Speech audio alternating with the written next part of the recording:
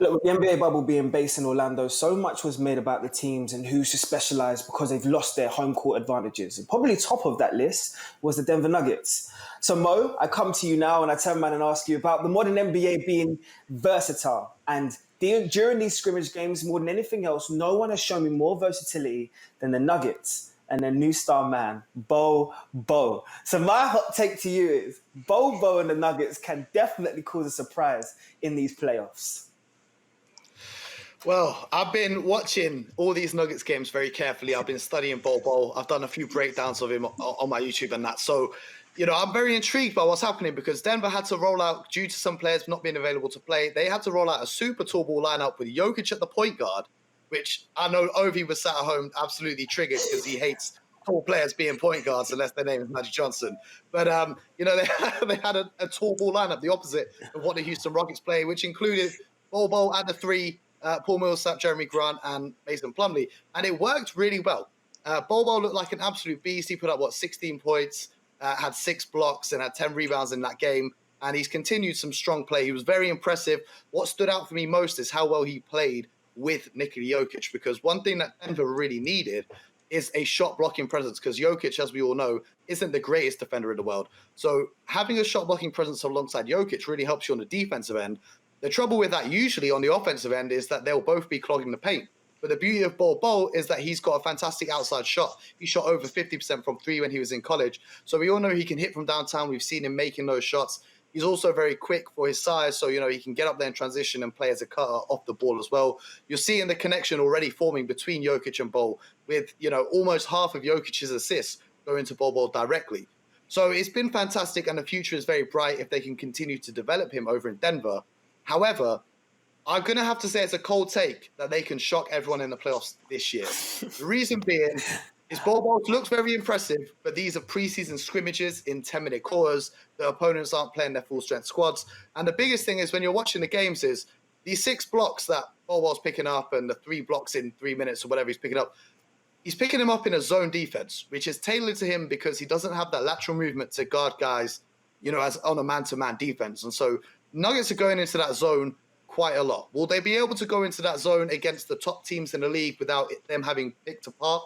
I'm not too sure on that one. So as a building block for the future, and given that Nuggets squad versatility, I know Michael Porter Jr. had a great game last night, so adding him and Jokic, 2 of the biggest draft steals, alongside Nikola Jokic, who was also a second-round draft steal as well.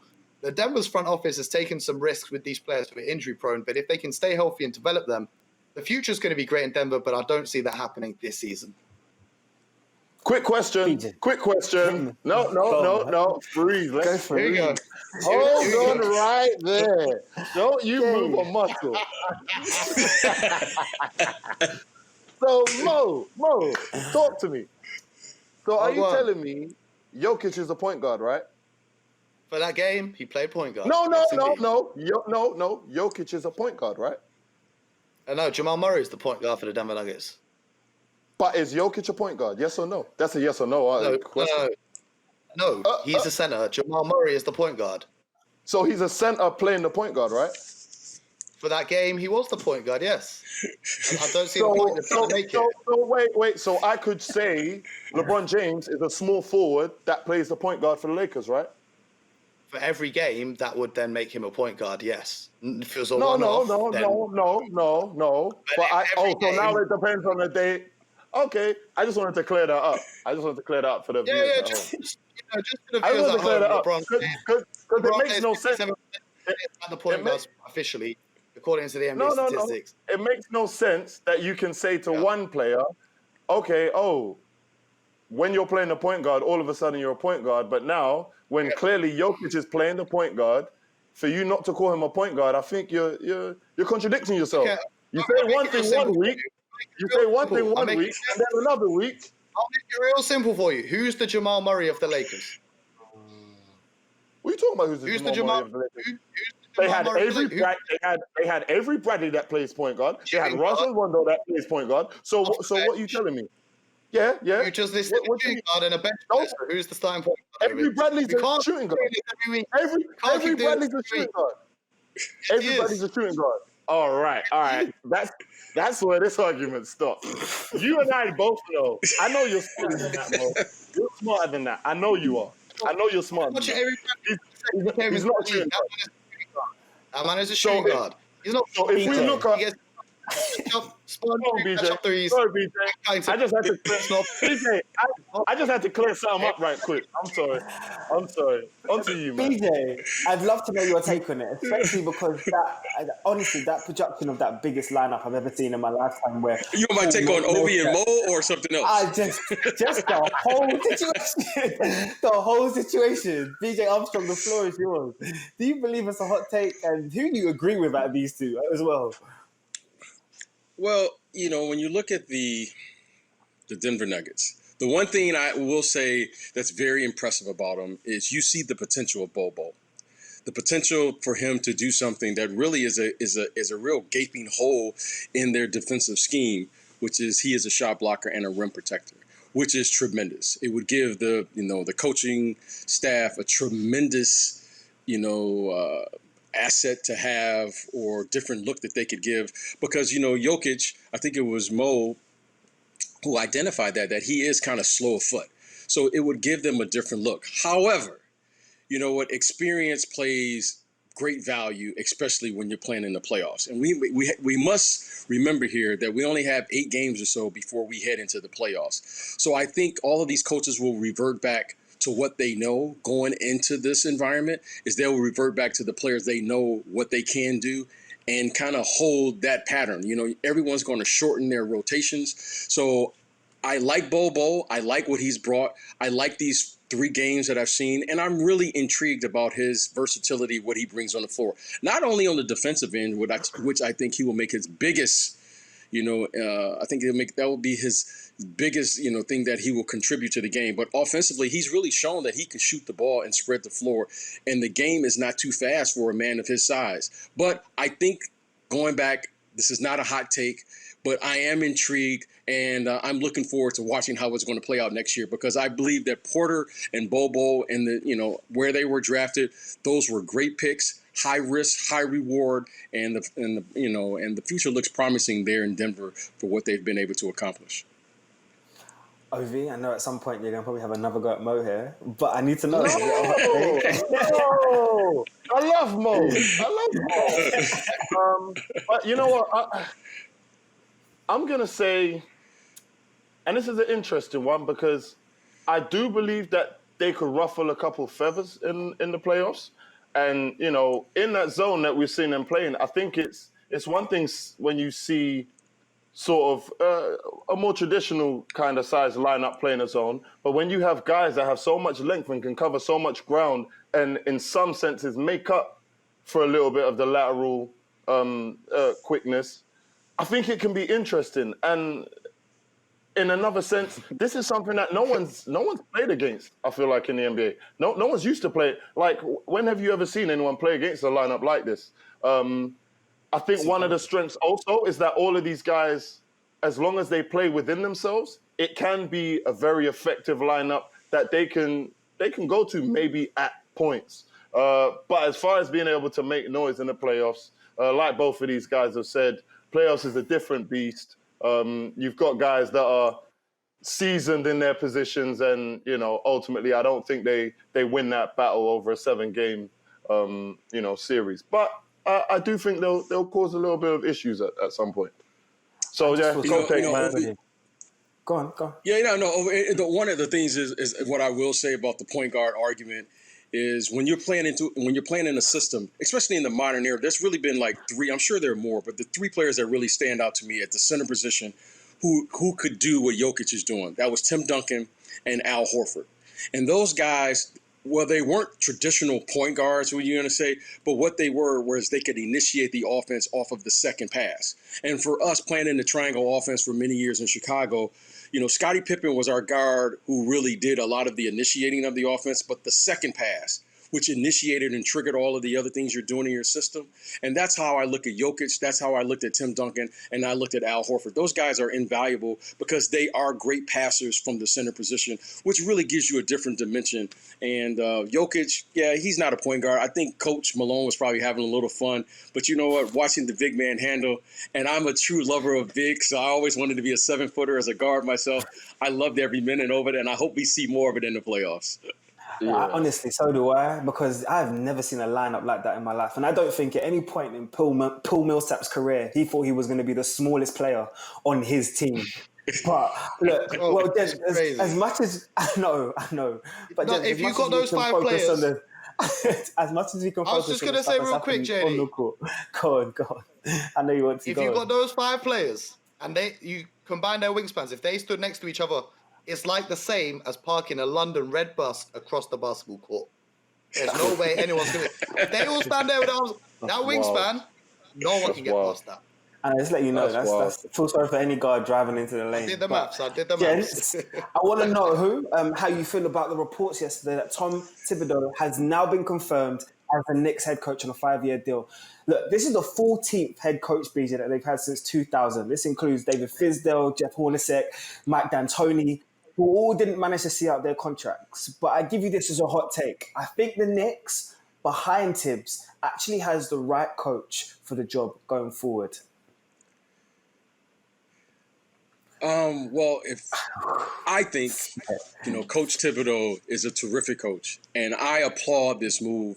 Why do I applaud this move? Because I think Coach Thibodeau is going to go there and understand the environment in which he's coming into, which is New York City. This isn't a build where we're going to say, let's see how it turns out 2-3 years down the line.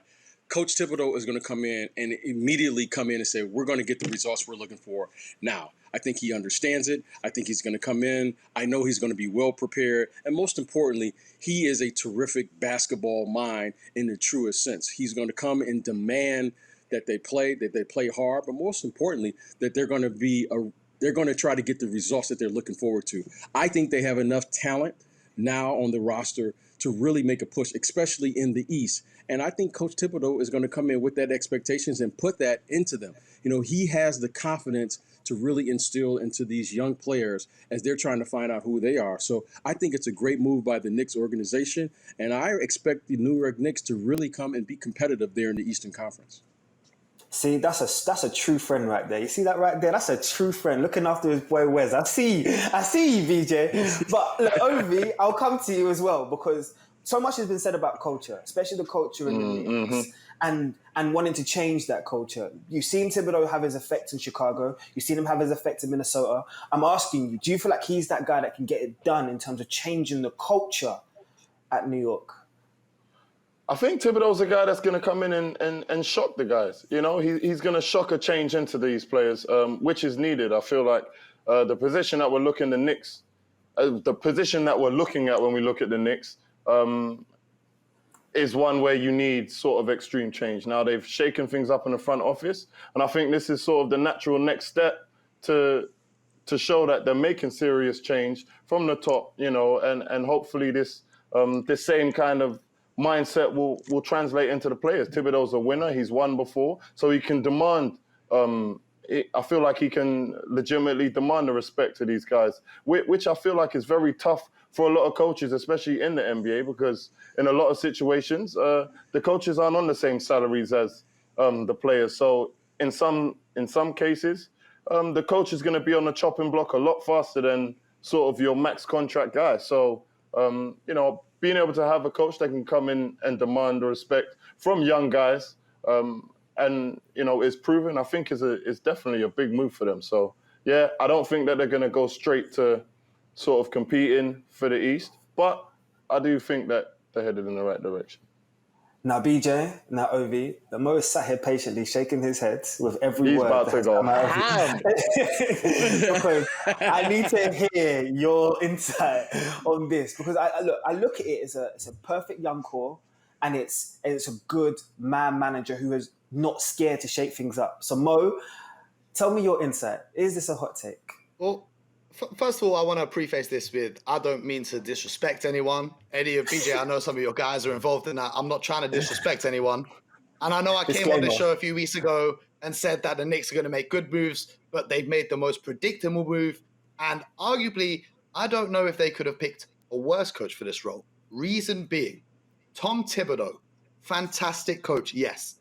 Defensive mind, he pioneered that 2008 Boston defense. I know that better than anyone. I was one of his biggest fans in that 2010s, that decade there. I was a huge fan of Tom Thibodeau. But what have we seen him do since then? Okay, he went to the Chicago Bulls, he was the head coach, and he ran his players. Tom Thibodeau is famous for one thing and one thing only. That's running his players in too many minutes all game long. He doesn't give them a rest. I don't want this to come across the wrong way, but Derrick Rose's career was not helped by playing so many minutes, especially unnecessary minutes in games where the game was clearly won, yet the coach had him out playing in the fourth quarter for I don't know what reason. He's notorious for running his stars 39, 40 minutes a night, not giving any love to the bench guys. We talk about on the show how much we love Jamal Crawford. Jamal Crawford turned down his extension when he was, because he wasn't getting enough minutes off the bench, and he's the ultimate sick man. So you're bringing in a coach that alienates the bench players. He's going to go hard on the starters. And you're looking at the Knicks, they've got a young core. You want a coach that can come in and develop these guys. Tom Thibodeau, from everyone who I've heard around the league, his mindset is the only important game is the next game. He's not looking at it long term. He's going to run these guys as hard as he can, trying to win games, and that's what he's trying to do. Now, when you look at what he brings to the team on the tactical side of things, the New York Knicks were 29th in three-point shooting this season. In his final 2 years in Minnesota, they were dead last in three-point shooting. So is he going to come in and help the Knicks shoot better in a three-point orientated league? No. And then we're looking at the defensive side of things. He's got the reputation for being a great defensive mind. But if you also go back and look at the Minnesota Timberwolves, they had the third worst defensive efficiency rating back when he was coaching there as well. So no doubt he's a fantastic basketball mind. I can't disrespect or take anything away from that. I just feel like his style of coaching and, his style of playing those teams is better suited to perhaps teams 10 years ago. The modern NBA into what it's evolving to now, I feel like if I was in charge of the Knicks, I would have gone in a different direction with a younger coach who was maybe looking to develop these guys for the long term, because I don't know how happy these bench guys are going to be when they're sitting there watching RJ have to play 40 minutes a night trying to grind out these wins in the Eastern Conference. So for me, I'm a little bit disappointed for what the Knicks have done. And, saying that Thibodeau is the coach that's going to lead them to the promised land, for me, that's a cold take. But do you think? Let me just ask. But do you think he's able to take them to the next level? Because right now, the Knicks are bottom of the barrel. Do you know what I'm saying? They're not happy. Yeah. I'm sure they're not happy losing. Do you know what I mean? So do you think? I'm not saying that I think he's going to necessarily turn them into a championship team. No. But you got to do it in steps. You're not going to bring in one coach that's all of a sudden going to just change them into a championship. It's a process. Do you feel me? Yeah, of course. And that's why I do believe he can take them to the next level. Do you know what I'm saying? Which might not be a championship, but they'll compete. And I think that's the beginning. Do you know what I mean? To put that mindset in the guys and have them take on that, you know what I'm saying, that sort of mindset moving forward. I agree with what you're saying. And that's why I feel like Tom Thibodeau would be a great coach for the Knicks in maybe 5 years' time once these young guys have developed. Because in Minnesota, we didn't see him develop those young guys. Look at Andrew Wiggins. He didn't really develop as a young guy. Karl-Anthony Towns developed, but that was more of his raw talent and skill set that he already had when he was coming to the league. He got Zach LaVine out of there quick as he could. Chris Dunn really struggled when he came into the league, and he was a lottery pick. Yeah, he came into that Minnesota team, and he couldn't catch a break. So you're looking at this Knicks team, and their best prospects are all young guys that have been drafted in the last year or two. Why not get a coach that's better suited towards the development of young guys? Because Thibodeau's success has come with when Jimmy Butler joined that Timberwolves team. That's when you started to see things picking up.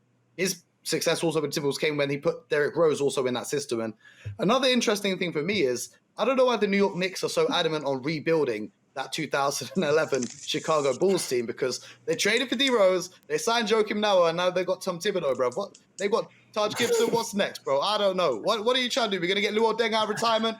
We're going to call up Ben Gordon and say, come and join the Knicks?